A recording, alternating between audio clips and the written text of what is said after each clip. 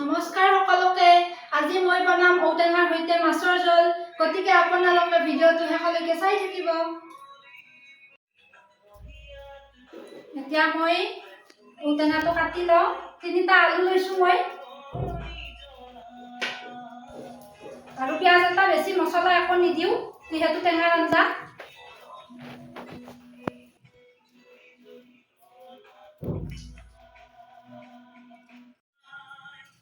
ঔটেঙাখিনি ধুনীয়াকৈ ধুই লৈছোঁ। এতিয়া মই এটা কুকাৰত বইল হ'বলৈ দিম আলু আৰু ঔটেঙাখিনি।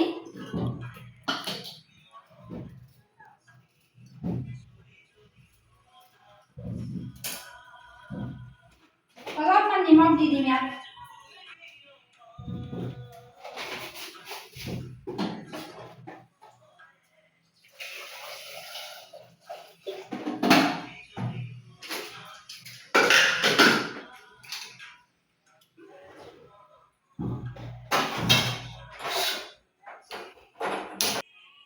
ঔটেঙাখিনি বইল হ'বলৈ দিলোঁ কুকাৰত, আৰু এইফালে মই এতিয়া মাছখিনি ভাজি ল'ম।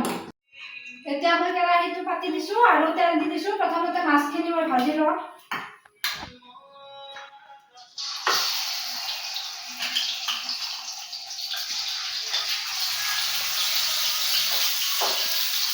কোনে ভাল পায় ঔটেঙা আঞ্জা খাই বনাবচোন।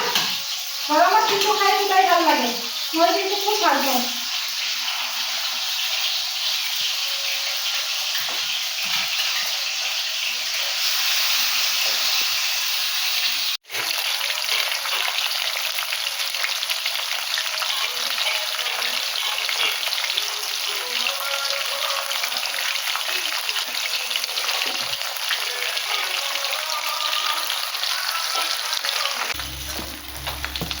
মাছখিনি ফ্ৰাই হৈ গ'ল। এতিয়া মই এখন কাঁহীত উঠাই লৈছোঁ।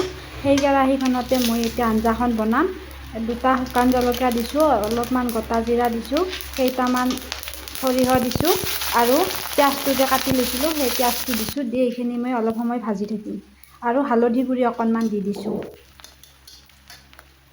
এতিয়া মই বইল কৰি ৰখা সেই ঔটেঙা আৰু আলুখিনি ইয়াত দি দিম।